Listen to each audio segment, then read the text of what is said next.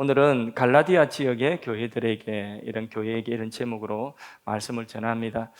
말씀을 이제 쭉 준비를 하면서 또 이제 바로 내일 새벽에 말씀도 또 이제 생각을 해야 되고 또 금요일 전할 말씀도 생각을 해야 되고 그리고 주일 이제 또 저녁에 유니티 이렇게 오심 예배에 결혼 시리즈를 지금 또 준비를 하고 있어서 뭐 제가 원래 뭐 연애를 뭐 이렇게 또 뭐 이성 교제, 연애, 결혼 뭐 특별히 이런 부분에 있어서 제가 경험을 많이 해서 이렇게 하는 것도 아니고 그래서 결혼 시리즈 설교한다고 하니까 또 이성 교제 그런 부분 설교한다고 하니까 우리 사모님이 당신이 그렇게 그래 뭐 경험으로 하면 제가 안 되죠, 그죠? 안 되는데 그런데 어, 성경적 결혼, 성경적 결혼관, 성경적이다 이가 성경적. 그러니까 할 수 있다. 이런 이제 그 결혼 시리즈를 또 이제 제가 안 해보, 이게 다뤄보지 않았던 주제 그런 주제를 또 이제 공부를 하고 그것을 나름대로 또 설교로 시리즈로 준비를 하려고 하니까 그게 또 마음이 또 급합니다. 급하고 또 오늘 또 갈라디아서를 준비를 해야 되는데 이번 또 주일 설교를 또 시리즈로 다음 주부터 어떻게 이제 계획을 구상을 하고 책을 또 주문을 하고 이러면서 마음이 자꾸 급한 마음이 있어요. 근데 어떤 분은 설교를 제가 그냥 버튼 누르면 단위에 쓰면 쭉쭉쭉 이렇게 하시는 줄 아는데 근데 설교 한 편이라도 그게 준비를 하는 시간이 필요하고 그리고 그 설교를 또 충분히 익혀서 그래서 내 마음속에 기도로 하루나 뭐 이틀이나 3일이나 그렇게 기도로 충분히 익혀서 일주일에 한 번 설교하면 그럼 참 좋겠는데 우리 또 한국교회 형편이 그런 형편이 되지 않지 않습니까? 그래서 이제 제가 좀 음사를 부렸어요. 음사를 부리고 좀 내가 이렇게 설교 준비하는데 이렇게 음사를 이제 좀 부린다고 집에 이야기를 하니까 그러니까 돌아오는 대답이 교인들한테 감사해야 된다고 그러더라고요. 들어주는 교인들한테 성도님들한테 감사를 하는 마음으로 그렇게 성실하게 설교하시라 이렇게 가르쳐 주시더라고요. 그래서 뭐 다 옳은 말 아닙니까? 그래서 아멘 하고 그렇게 감사하는 마음으로 또 왔습니다. 갈라디아 설교 말씀을 수요일마다 또 이제 같이 우리가 몇 시간이 되든지 나눌 텐데 정말 감사하는 마음으로 그렇게 설교를 하고 또 들으시는 여러분들이 수요일 밤 예배 이 예배 시간을 지켜서 설교 말씀을 또 듣고 은혜를 또 사모하는 마음으로 나오셨으니까 정말 감사하는 마음으로 그렇게 설교를 하려고 합니다. 우리가 신앙생활을 하다가 어느 순간 신앙을 저버리고 대마처럼 세상이 좋아서 세상을 향하여 가는 교인들 또는 잘못된 길로 가는 특히 이단이나 잘못된 신앙으로 어긋나는 그런 경우들을 종종 봅니다. 거기에는 직분자들도 예외가 아니더라고요. 직분자들도 어느 순간 팍 넘어지가지고 아야마 교회를 안 나온 사람도 있고요. 아니면 또 다른 곳으로 넘어가기도 하고 또 어떤 경우에는 또 목회자도 선교사도 그렇게 또 넘어가는 경우들도 종종 볼 수가 있습니다. 자, 이렇게 한 개인이 신앙생활 하다가 신앙에서 바른 길에서 이게 떨어져 나가는 그런 경우들을 보는데 그런데 교회가 집단적으로 이와 같이 진리를 버리고 다 함께 교회가 엉뚱한 길로 갈 수가 있겠습니까? 어떻습니까? 예, 갈 수 있죠. 교회 전체가 그냥 엉뚱한 길로 그렇게 갈 수도 있는 것입니다. 얼마든지 그럴 수 있다는 것을 갈라디아서의 배경이 그것을 우리에게 말씀해 주고 있습니다. 교회가 세워진 그 기초를 바로 붙들지 않고 있으면요. 그러면 언제든지 교회는 타락할 수가 있습니다. 이 교회 자체가 언제든지 표류하고 떠내려갈 수가 있습니다. 교인들은 그 교인 그대로예요. 그런데 그 교인 그대로인데 어제 봤던 집사님, 어제 봤던 장로님, 우리 너무 친숙하죠. 그러니까 우리끼리 모이면 평안한데, 우리끼리 모이면 그냥 아무런 문제가 없는데, 그런데 이 교회가 통째로 어딘가로 표류하고 어딘가로 떠내려가 버리다가 나중에 침몰할 수도 있는 것입니다. 그래서 그게 오히려 어찌 보면 한 개인의 신앙적인 일탈이나 아니면 또 배도나 다른 이단으로 넘어가는 것보다도 훨씬 더 위험할 수가 있는 것입니다. 개인이 진리에서 떨어져 나가면 그러면 그것은 금방 눈에 띄는데 교회라고 하는 공동체 전체가 우리 모두가 함께 떠내려가면 그런 거예요. 물에 한 사람이 개인이 빠져서 한 사람 개인이 물에 빠져 있으면 그 사람이 살려달라고 허벅적거리면 그 눈에 다 보이는 건데 그다란 배가 그 배 안에 사람이 많이 타 있는데 그 배가 어느 날 닷줄이 끊어져서 그냥 표류하며 솔솔 표류하든지 아니면 어딘가 물이 새가지고 보이지 않는 곳에서 물이 새가 서서히 침몰하는 것은 누구도 눈치채지 못하는 거죠. 그래서 전부 다 같이 보고 있으니까 안심하고 있는 거죠. 어제 그 사람이니까. 그러니까 안심하고 있다가 어느 순간 이게 수위가 차버리면 그러면 침몰하게 되는 것이죠. 이게 사실 어째 보면 더 위험한 것입니다. 갈라디아서는 지금 갈라디아서의 배경이 되는 갈라디아 지역에 있는 교회가 그런 상황이에요. 갈라디아 지역에 있는 교회 전체가 지금 자기들도 모르게 그 교회라고 하는 배가 서서히 침몰하고 있는 거예요. 그런 상황이 지금 놓여져 있습니다. 그래서 바울이 이 갈라디아서를 편지로 기록하여서 갈라디아 지역에 있는 교회들에게 보내는 것은 침몰하고 진리를 떠나서 침몰하고 있는 그 갈라디아 지역의 교회를 향한 경종일 뿐만 아니라 그 교회를 다시 튼튼한 밧줄로 붙잡아 가지고 그래서 바른 길로 견인하는 그 역할을 하는 것이 바로 갈라디아서의 내용이다. 이래 보면 되겠습니다. 먼저 이 갈라디아가 어딘가 하는 것을 우리가 기본적으로 좀 알면 좋겠습니다. 바울은 하나님께 부름받아 가지고 안디옥에서 최초의 선교사로 파송받았죠. 바나바와 바울이 선교사로 파송받아 가지고 지도를 한번 볼까요? 자, 바울의 1차 선교 여행입니다. 저기 안디옥이라고 하는 우측에 저기 안디옥 교회에서 최초로 선교사를 파송하는데 바울과 바나바가 저기 구브로, 지금 사이프러섬이죠.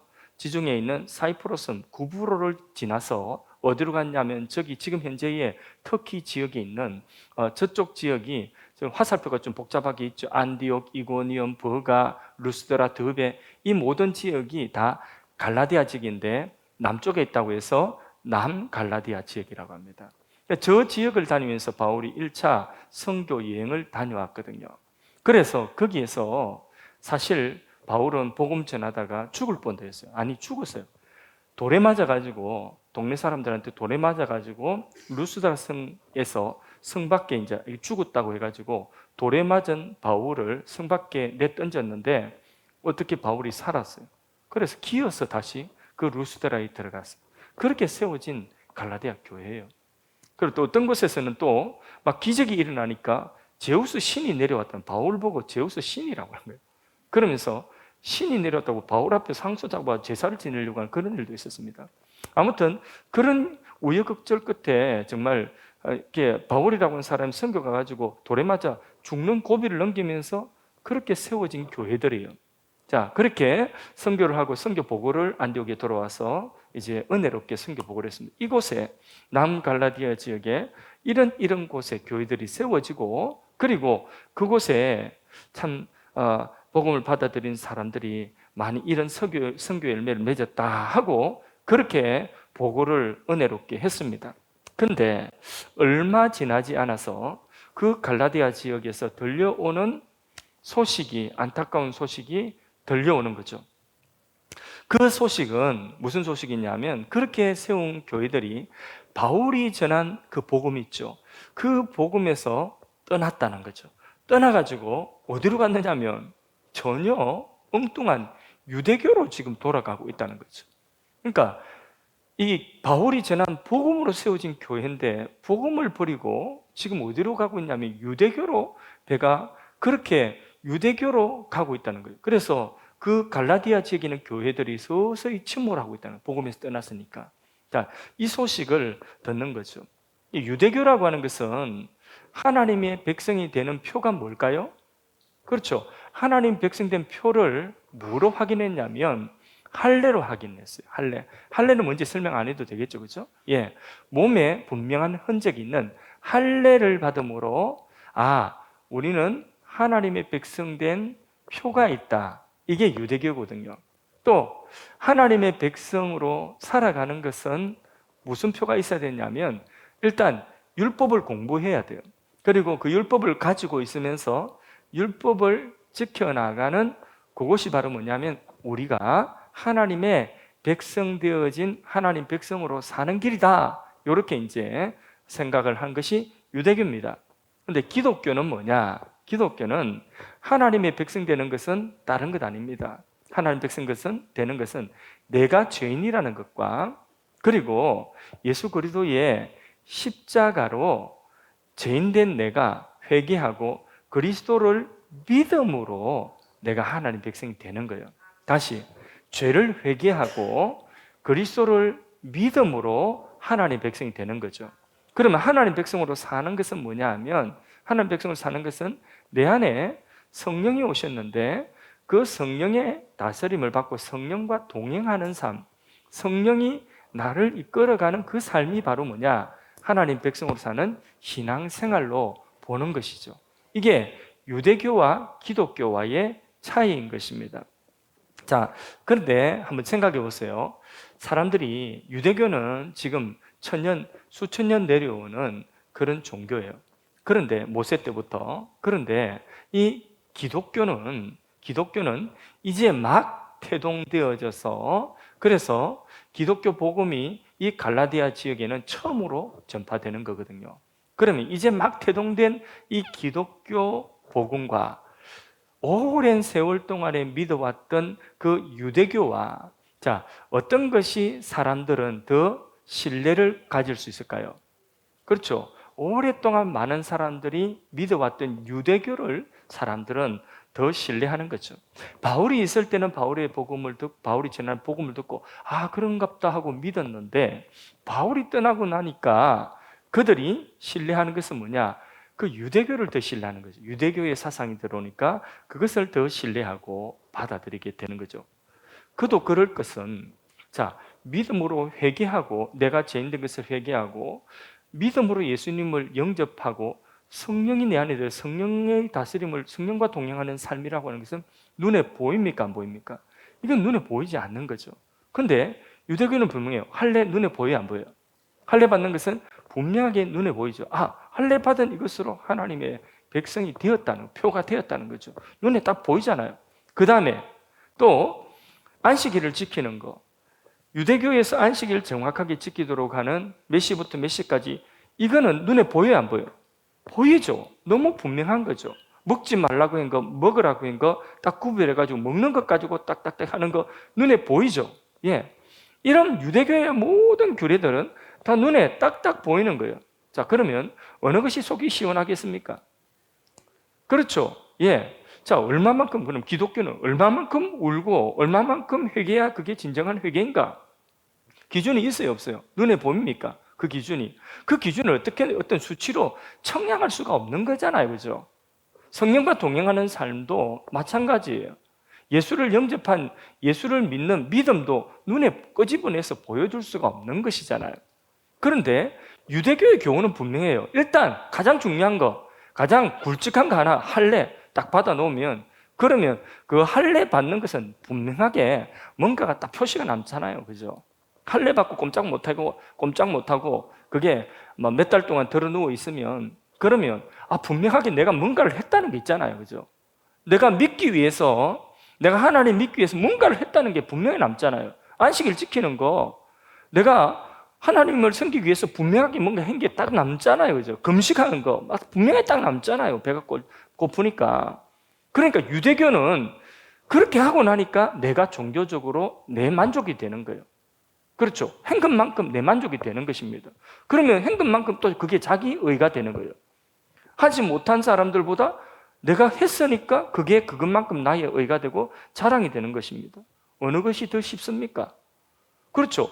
바울이 지도자가 있으면 사도가 이래 가르쳐주고 저래 이끌어주면 되는데 사도가 없는 상황에서는 이 유대교가 훨씬 더 설득력이 있고 눈에 믿는 것이 눈에 표가 딱 나고 자기 만족이 분명한 거예요. 예. 그래서 사람들은 눈에 보이는 것이 분명한 유대교로 다시 돌아가겠다고 하면서 갈라디아에 있는 교회들이, 교회 교인들이 다 유대교로 지금 돌아가고, 너도 나도 할례 받고 할례 받기 운동. 예, 이번 주 우리 교회는 할례 받기 운동을 합니다. 이번 주 몇백 명 할례 받기로 우리 작정합시다. 이런 식이에요. 그러니까 지금 이 갈라디아에 있는 교회 전체가 이런 식으로 유대교로 지금 거의 다 넘어가고 있다는 소식을 바울이 지금 접하게 된 거죠. 그래서 이 배의, 갈라디아 교회라고 하는 이 배의 침몰을 막아야 되겠다. 그리고 바른 길로 견인해야 되겠다. 그러려고 하면 뭘 전해야 되는 거죠? 다시 복음을 정확하게 전해야 되는 거죠. 그래서 갈라디아서는요, 로마서와 함께 신약성경에 복음의 정수예요. 정확한 복음이 거기에 딱 드러나 있습니다.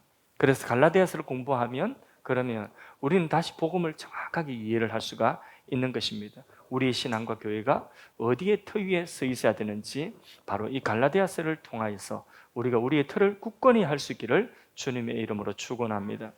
질문하겠습니다. 질문. 자, 신약 성경에서 제일 먼저 기록된 성경은 어떤 성경이겠습니까? 신약 성경에서 예, 어디라고요? 요한복음? 요한복음 용기가 참 좋습니다. 예. 격려합니다. 용기를 칭찬합니다. 예, 또 예? 갈라디아 눈치입니까? 정확한 정보입니까? 예? 제자반에서 제자반 확실히 예, 제자반을 하셨죠. 제자반을 예, 보통은 신약성경 제일 첫 번째 책이 마태복음이 제일 먼저 나오니까 마태복음이 제일 먼저 기록됐겠다 이렇게 생각하는데 그렇지 않습니다. 신약성경 제일 먼저 기록된 성경이 갈라디아서입니다. 이 사도들이 기록한 복음서는요, 마태, 마가, 누가, 요한 이 복음서들은 사도들이 한참 살다가 이제 사도들이 세상 떠날 때 돼가지고 사도들이 살아있을 땐 자기들이 본 그것을 그대로 증거하고 간증할, 이게 바로 그 자체가 바로 그 증언 자체가 그 하나님의 말씀과 같은 권위가 있었어요. 근데 이제 사도들이 자기들이 직접 예수님에 대해서 보고 듣고 체험한 것들이 이제는 자기들이 천국 갈 때가 되고 순교하고 이제는 언제 어떻게 될지 몰라요. 그러면 기억 속에 자기들이 전했던 그것들을 이제는 기록을 할 필요가 있죠. 그래서 이제 사도들의 천국 갈 시점에 그 시점에 마지막으로 기록된 게 복음서예요. 그래서 사실 서신서가 더 먼저 기록되어졌어요. 복음서는 그 위에 한참 있다가 서여졌어요. 그래서 서신서 가운데 제일 먼저 기록된 게 뭐냐 하면 사도 바울이 1차 선거 여행을 갔다 온 갈라디아 지역에 돌아와서 그 갈라디아 지역에 있는 교회들의 상황을 두고 기록한 갈라디아서가 첫 번째 서신서다 하는 거, 이거는 뭐 그냥 상식으로 알아두고요. 자, 1절부터 오늘 5절까지 읽는데 우리 몸 푼다고 생각하고, 자, 1절부터 5절까지만 보는데 1절 같이 보는데요. 1절은 바울의 직분이 나옵니다. 바울이 이 편지를 쓰면서 자신을 소개하고 있는 그 소개, 자기의 소개입니다. 바울의 소개. 1절 같이 읽습니다. 사람들에게서 난 것도 아니요 사람으로 말미암은 것도 아니요 오직 예수 그리스도와 그를 죽은 자 가운데서 살리신 하나님 아버지로 말미암아 사도된 바울은 어떤 개인의 자격으로 이 편지를 쓰는 것이 아니라고 했죠. 하나님과 그리스도로부터 받은 그 직분인 사도의 자격으로 지금 이 편지를 쓴다는 것을 분명하게 밝히고 있습니다. 그러면 이 갈라디아서의 이 서신서의 근위가 바울 개인이 아니라 누구에게서 온 것이라고요? 그렇죠. 하나님 아버지와 그리스도로 말미암은 그 사도의 직분, 그 사도의 직분이라고 하는 이 직분에서 직분이 주는 권위에서 나오는 것이다. 그러니까 이 갈라디아서의 권위는 하나님 아버지와 우리 주 예수 그리스도로부터 나오는 권위다 하는 거죠. 개인의 어떤 겉면거리 아니라는 거죠. 그러면 여러분, 사도는 뭘까요? 사도. 여러분, 사도라고 하는 직분은 뭘까요? 자, 사지선다도 아니고 둘 중에 하나입니다. 1번 사도의 직분은 교회가 임명한 직분이다. 1번. 2번 주님께서 직접 임명한 직분이다. 사도의 직분은 2번. 1번, 2번 중에서 2번이죠. 그죠? 이 교회가, 우리는 장로의 직분, 이런 직분들은 교회가 임명하는 직분이죠. 그죠? 집사의 직분. 그런데 이 사도의 직분은 바로 다이렉트로 예수님께서 바로 세우셨어요. 예. 근데 오늘 우리 목사든 모든 직분들은요, 예수님이 세우신 교회의 질서를 따라서 교회가 예수님이 위임한 위임되어진 그 권위를 가지고 목사도 뭐 또 다른 어떤 직분자도 세우거든요. 오늘 직분은. 근데 사도는 다이렉트로 곧바로 예수님이 세우신 직분이에요. 그게 이제 사도라고 하는 거죠. 그러려고 하면 사도의 조건이 있어요. 사도의 조건은 첫 번째는 뭐냐 하면 예수님의 죽음과 예수님의 부활을 직접 목격한 증인이어야 돼요. 예. 그리고 두 번째, 주님이 목격을 했대도 주님이 뽑아서 부르시고 보내신 자가 돼야 돼요. 그러니까 목격한 증인이면서 주님이 뽑아서 보낸 사람들을 뭐라고 하느냐면 사도라고 한다. 아포스톨로, 사도라고 하는 것입니다. 근데 그 사도의 직분이 뭐 하는 직분이냐? 그거는 베드로의 신앙 고백에 예수님께서 말씀하신 그 말씀 속에 답이 있습니다. 내 교회를 세우리라. 너의 신앙 고백, 예수님의 분명한 신앙 고백 위에 내 교회를 세우리라. 그러니까 사도의 직분은 교회를 창설하는 직분이에요. 그러니까 주님이 세상 떠나시고 천국에 올라가시면서 남아있는 사도들에게 교회를 세우도록 그렇게 세우신 직분이 사도의 직분이에요. 그래서 사도는 교회 세우고 교회가 잘못된 길로 가면 사도의 권위로서 그 교회를 바로잡는, 그게 바로 뭐냐면 사도의 직분이라고 하는 것입니다. 그래서 이 땅에 있는 모든 교회들은 이 사도들의 터 위에 세워졌어요. 우리 개신교는 사도들의 터 위에 우리 교회는, 하늘사랑 교회는 어떤 터 위에 세워졌냐? 사도의 터 위에 세워진 교회예요.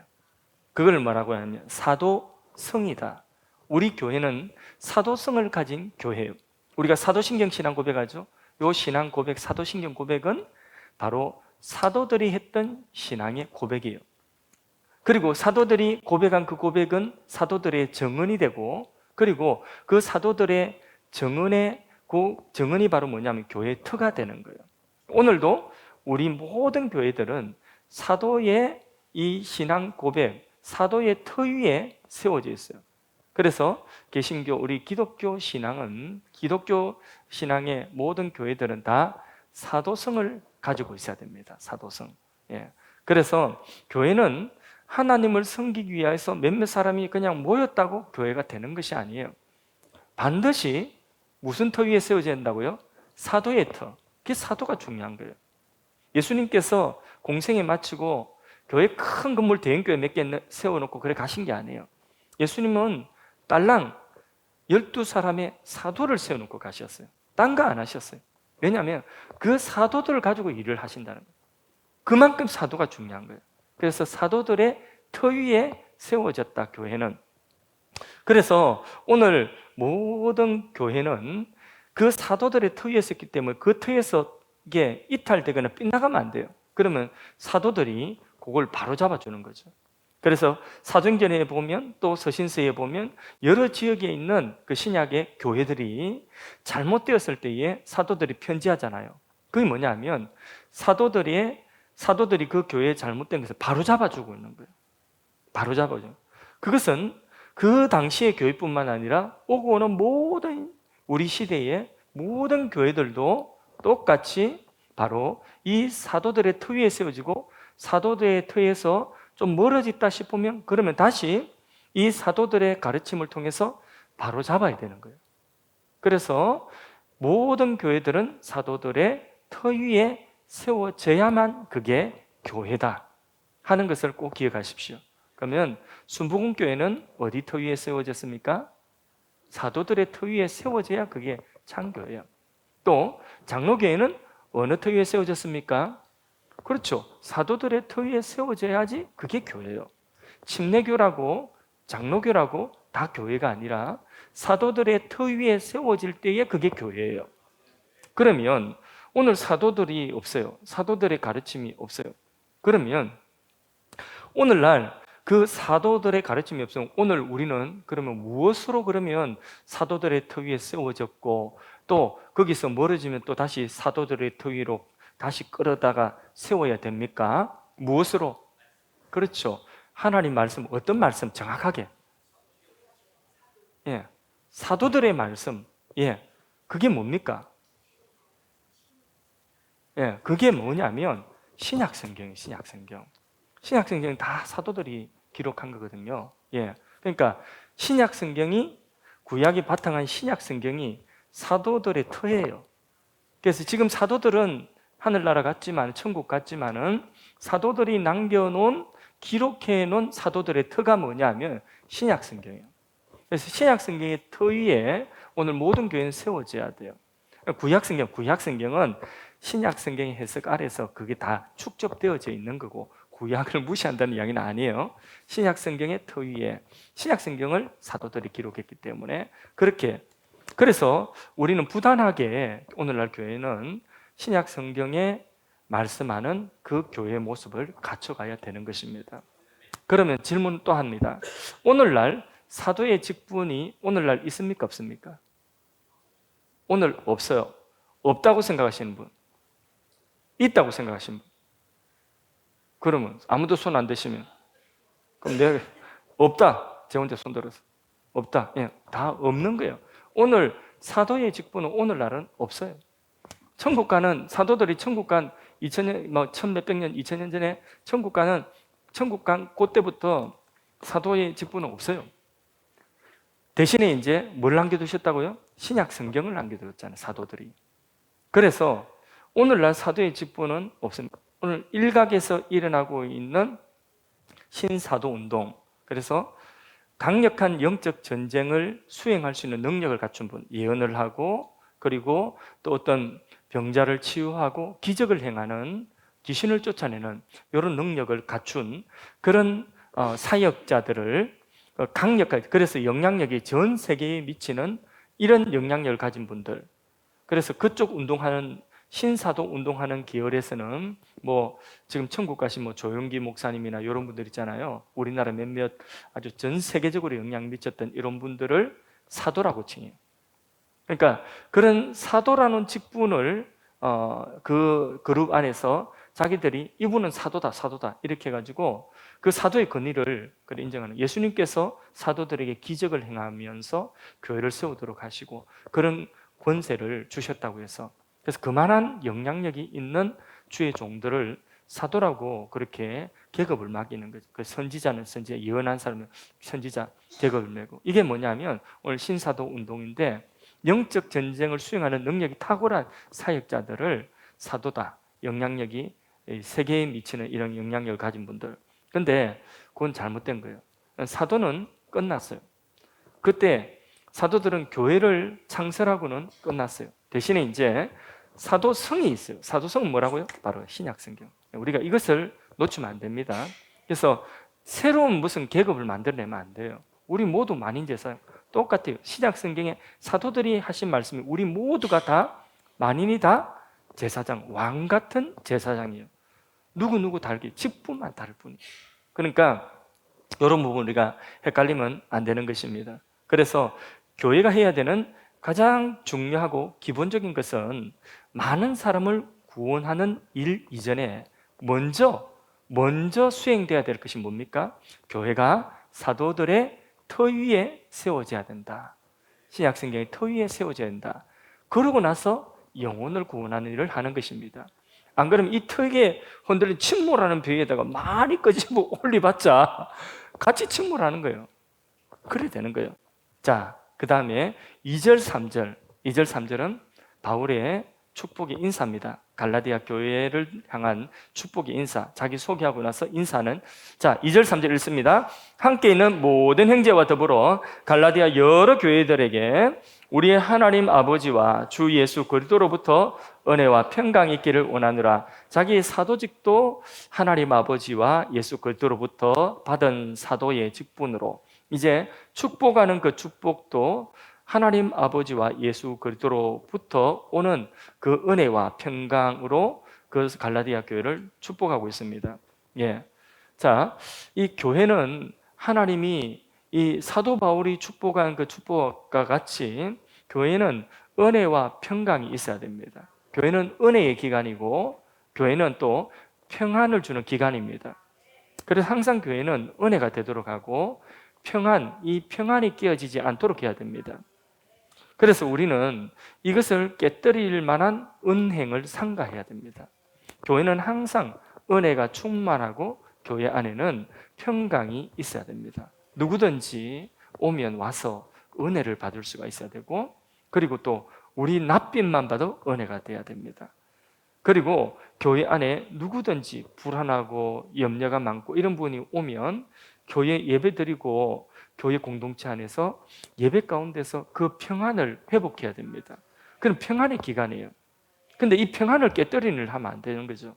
은행에, 우리는 교회에 은혜와 평안의 기간이 되도록 하는 그 일에 항상 우리가 그렇게 써야 돼요.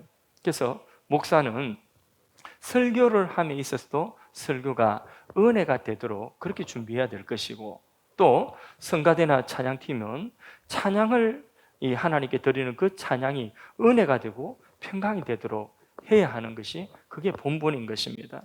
모든 성도들도 하여튼 교회가 은혜가 충만하도록 오면 위로가 되고 평안이 되는 그런 공동체가 되도록 해야 되는 것입니다. 여러분 모두와 우리 교회 위에 하나님 아버지와 우리 주 예수 그리스도로 말미암아 은혜와 평강이 충만할지어다. 아멘. 자, 그 다음에 이 갈라디아 교회는 은혜가 있었을까요? 지금 은혜가 떨어지고 있어요. 왜 떨어지고 있냐? 십자가 복음, 은혜의 복음에서 멀어지 가지고 지금 자기들의 공로, 자기들의 행위를 기입시키고 있거든요. 그 할례, 율법 이런 것들을 자꾸 인간의 행위를 갖다가 집어넣어 가지고, 그러니까 그 인간의 행위가 개입된 그 순간부터 은혜는 떨어지는 것입니다. 그러니까 이 은혜가 지금 오는, 그래서 갈라디아 교회들을 향하여서 하나님의 은혜와 평강이 다시 회복될 것을 선포하며 축복하면서 인사를 하는 거죠. 자, 이제 4절 5절 읽고 오늘 이제 몸 다 풀었습니다. 4절 5절 읽고 이제 마치도록 하겠습니다. 4절 5절. 그리스도께서 하나님 곧 우리 아버지의 뜻을 따라 이 악한 세대에서 우리를 건지시려고 우리 죄를 대속하기 위하여 자기 몸을 주셨으니 영광이 그에게 세세토록 있을지어다. 아멘. 자, 보니까 오직 그리스도께만 영광이 세세토록 있을지어다. 이렇게 그리스도만을 자랑하고 그리스도께만 영광을 돌리고 있죠, 그죠? 예, 인사부터 그렇습니다. 그러나 지금 갈라디아 지역에 있는 교회들의 형편은 어떻습니까? 그리스도의 복음을 떠났죠. 그리고 인간의 할례와 율법의 행위를 기입시켰죠. 그래서 그것을 자랑하고 있어요. 그러니까 이제 하나님께 오직 그리스도께 돌릴 영광을 지금 훼손을 하고 있는 그런 형편입니다. 그래서 처음 그들은 바울의 가르침을 받고 복음을 들었을 때에 그들은 복음을 기쁘게 받았습니다. 근데 지금 왜 이런 형편이 되었습니까? 왜 다시 유대교로 돌아가가지고 그들의 행위를 자랑하고 은혜가 깨떨어지고 왜 이런 형편이 지금 되었습니까?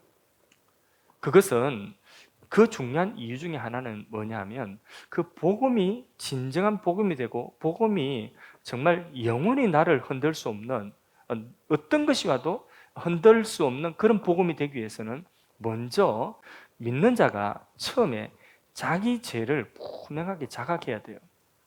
어디에서 내가 해방되고 어디에서 내가 자유를 얻었는가 하는 것, 죄라고 하는 죄의 실체와 죄로 인한 사망의 그 비참함과 그 사망 아래에 있는 인간의 그 비참함을 알아야 돼요. 그리고 율법 아래에서 살아가는 그 유대인들 같으면 율법 아래에서 살아가는 그 삶의 비참함을 그들이 구구절절히 알다가 복음을 만났을 때에 그 복음의 간격은 이루 말할 수가 없는 것입니다. 저는 모태신앙으로 3대째 믿어오던 신앙, 이제 제가 3대째, 저는 3대째, 4대째인가 모르겠어요. 하여튼 갑자기 하여튼 나중에 하여튼 여러 대 내려오는 모태 신앙이거든요. 그리고 어릴 때부터 저는 정말 핍박을 받으면서 신앙생활을 했어요. 그 핍박이라고 하는 것은 예배를 어른 예배 빠지면 애들 예배도 아니에요. 어른 예배 빠지면 핍박을 받아요. 우리 어머니한테. 매일마다 성경을 안 읽으면 핍박을 받아요. 그리고 만화책이나 이런 거 읽으면 이렇게 핍박을 받아요. 그러니까 어릴 때부터 저는 율법적인 어떤 신앙의 태도를 제가 믿음 있는 것도 아니잖아요. 우리 집에서 믿음의 집에서 모태신앙으로 태어났다는 것밖에 없어요. 제가 가진 신앙은 없어요. 그런데 집에서 강요하는 신앙의 모든 것들은 어른들이 복음을 깨닫고 하나님의 은혜를 입어서 하는 그 모든 예배 행위와 모든 그 신앙의 행위를 내가 은혜도 없는 내가 고스란히 그걸 다 감당해야 됐어요. 그러니까 이게 얼마나 힘들은지 몰라요. 처음에는 세상이 거기밖에 없으니까 그랬죠. 그러니까 그게 당연한 건 줄 알아요. 조금 크니까 달라지더라고요.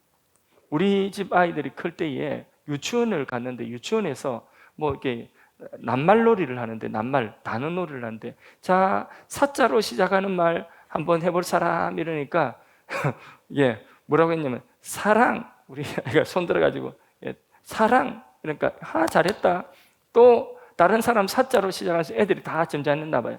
그러니까 또 다시 손 들어가 사랑의 교회 또 세 번 다른 애들 한번 해보자 사자로 시작하는 사람 뭐 시작하는 단어 이렇게 손 들어봐라니까 또 애들이 조용하니까 또 다른 또 손 들어가지고 그러니까 뭐 안 시키지는 않고 세 번째 시키니까 뭐라고 있겠습니까? 사모님. 그러니까 그게 전부 자기 세상이에요. 그게 전부 자기 세상이니까 그러니까 그때는 불만이 없어요. 그런데 이게 조금 크고 자유가 뭔지 이 방종이 뭔지 이 세상이 뭔지 조금씩 알아가면서 눈 뜨기 시작하면 자기가 신앙이 없는데 강요받는 그것은 그게 율법이거든요. 그래서 저는 어릴 때에 그렇게 자라는 율법의 그 신앙의 테두리 속에서 사실 자랐어요. 그래서 자랐는데 그러다가 그게 어느 순간 내가 감당할 수 없는 수준이 되는 거죠. 내 안에 있는 나의 본성과 그리고 사람들이 나를 기대하는 그것과 너무 괴리가 이제 점점 살면 살수록 죄는 더 커가고 사람들의 기대는 더 커가고 이게 점점 멀어지는 거죠. 내가 감당할 수 없는 거죠. 그래서 어느 순간 중학교 2학년 때 이제 그게 그 괴리를 도무지 견딜 수가 없어서 그때는 이제 본색이 드러나 내 안에 있는 제 본색이 드러난 거예요. 그게 이제 방황이죠, 방황. 그때부터 방황. 그러면서 이게 내 힘으로 안 되니까 내가 그렇게 살 수 있는 능력이 없는 거예요. 그렇게 살 자신도 없고 그렇게 살 재미도 하나도 없고 무슨 재미로 사나? 그러면서 한번 재밌게 한번 살아보자. 이래가지고 막 그 이후 뭐 자세한 디테일한 것은 제가 말하지 않겠습니다. 예. 그렇게 살다가 한 몇 년을 그래 이게 방황을 하다 보니까 죄가 쌓이고 쌓이잖아. 그런 상황에서 복음을 만났어요. 십자가의 복음을 만나 내가 죄인이라는 것을 깨닫게 되었어요. 그리고 그 예수님의 십자가의 그 복음이 내게 내 죄를 어떻게 했는가, 어떻게 해주셨는가, 이게 사죄의 은혜를 죄를 씻음 받았다는 그 은혜를 내가 복음을 통해서 깨닫고 나니까 그러니까 그 간격은 이루 말할 수가 없는 것입니다. 그러니까 죄와 그리고 이 율법, 죄와 율법의 이 테두리 속에 있던 내 힘으로는 도저히 벗어날 수 없었던 거기에서 어느 날 복음을 만나니까 회개의 깊이도 더 깊어지는 거죠. 그래서 하여튼 한 석 달은 울고 다닌 것 같아요. 청년 때에 처음 복음을 만났을 때에 그렇게 눈물이 나고 근데 그 십자가의 복음이 지금까지도 흔들리지 않는 거죠. 그러니까 이걸 요즘에 많은 사람들이 이게 금방 변하고 금방 뭐 이렇게 하는 것이 무엇이냐면 바로 자기 자랑하고 계속해서 금방 자기 자랑하고 막 자기 우쭐거리고 막 이런 것들이 다 어디서 나오느냐 하면 율법에서의 해방, 죄에서의 해방이 그것이 어떤 것인지 모르고 복음이 가져다 주는 진정한 자유가 뭔지를 아직 깨닫지를 못해서 그렇게 되는 것이죠. 그래서 교회에서 조금만 죄에 대한 지적을 하고 막 이렇게 율법적인 뭘 설교를 하면 그게 너무 부담스럽다고 하고 그렇게 반응을 하는 거죠. 그리스도의 피가 얼마나 존귀한지 예수님의 십자가의 공로가 얼마나 소중한 것인지 그 가치를 알면, 그러면 눈물이 그칠 새 없이 그렇게 날 수밖에 없는 것이고, 그 간격은 평생 어떤 것이 와도 흔들 수 없는 간격이 되는 것입니다. 오늘날 세속에 떠내려가는 교회의 특징이 그 안에 그리스도의 영광이 없어요. 복음의 영광이 없는 것입니다. 그 대신 인간들의 자랑과 교만이 가득할 뿐입니다. 교회 안에서 그리스도에 대한 칭찬과 영광으로 충만해져야 되는 줄로 믿습니다. 그것이 사도들의 가르침 위에 서 있는 교회의 모습인 것입니다. 인간들의 자랑이 가득하고요, 인간들에 대한 칭찬이 가득하고요, 교회는 아무리 크고 아무리 사람이 많이 모여도 인간들의 어떤 공로가, 인간들의 자랑이 가득하고 그리스도의 영광이 거기에 떠나버리고 그리스도의 공로뿐이라는 이게 희석되어지는 순간, 그 교회는 어느 순간 침몰하고 있는 배가 되고 있다는 것입니다. 그걸 우리가 분명히 알아야 돼요. 그렇게 교회 전체가 침몰할 수 있어요. 갈라디아 교회는 내버려 뒀으면, 바울이 그거 알고 편지를 보냈기에 망정이지, 내버려 뒀으면 침몰하는 것입니다. 오늘날 박태선 장로, 저 천부교, 그 사람도 예전에 장로였다며요. 막 집회하고 난리가 났다며요. 부흥사했다며요. 그런데 그 사람 추종하던 그 무리들이 전도관이라는 전도관 안에 있으니까 침몰하는데 자기들은 몰라요. 나중에 안 죽는다 했던 박태선 죽고 나니까 이제 정신을 차리는 거죠. 그때는 이미 늦었어. 다 바치고 나니까 뭐 이제는 거기에 경제 공동체가 됐어. 이제는 먹고 살려고 하면 빠져나오지도 못한 그런 상황이 돼버린 거지. 통일교 문성명 똑같고, 신천지 이만희, 하나님 교회 안상호 똑같아요. 예. 그러니까 그리스도에게서 떠나가니까 인간이 뭐 대단한 것처럼, 인간이 뭐 깨달은 것처럼 막 하고 고개를 들고 나오니까 그리 되는 거예요. 말씀을 맺겠습니다. 바울은 오직 그리스도께서 하시는 일을 강조를 합니다. 뒤에 보면 알겠지만 이제 다른 복음, 막 이 인간의 막 행위를 섞은 그런 다른 복음이 오직 십자가의 복음, 이 복음을 강조하고 있습니다. 사람들은 너무 쉽게 그리스도께서 하신 일을 잊어버리고 자기 자랑하기 쉬운 거죠. 자기 공로 드러내기 쉬운 거죠. 예. 바울이 규정하고 있는 이 세상은 한마디로 악한 세상입니다. 세상의 물결은 악합니다. 지금 세상의 물결이 얼마나 바다 강물처럼 정말 밀려오는 그 물결이 다 죄악의 물결입니다. 우리 자녀들, 다음 세대들 그냥 속수무책이에요. 이렇게 덮여지고 이렇게 악한 세대에 사람들은요, 그걸 관행으로 알고 있어요. 상식으로 나중에 합니다. 심지어는 남성과 여성 이 성만 있는 것이 아니라 여러 가지 성이 있다는, 그래서 그냥 그렇게 성의 정체성조차도 이것도 분명하지 못하고 경계가 허물어져 이것을 상식으로 여깁니다. 그런 시대입니다. 자, 이런 물결이 밀려오고 있습니다. 여러분, 어떤 것이 악한 것으로 죄가 죄로 드러나지 않고 이렇게 모든 것이 섞여버린 이때에 우리는 분명하게 하나님 말씀 안에서 죄는 무엇인지, 그리고 그 죄를 씻는 길은 무엇인지, 우리 신앙은 무엇인지, 교회는 무엇인지 우리가 분명하게 이 신약 성경 말씀 사도들의 터 위에서 우리 신앙을 세워나가야 될 줄로 믿습니다. 자, 우리 앞으로 그러면 바울이 전하는 이 분명한 복음, 그리고 바울이 아니라고 한 다른 복음, 그게 뭔지 우리가 앞으로 기대하시라. 수요일 저녁 7시 반 개봉 박두, 기대하시면서 오늘 우리가 붙드는 것은 오직 그리스도와 그리스도의 영광만을 드러내고 사도들의 터 위에 세워지는 교회와 우리 신앙이 되어야 된다는 이거 한 가지 붙들면 좋겠습니다.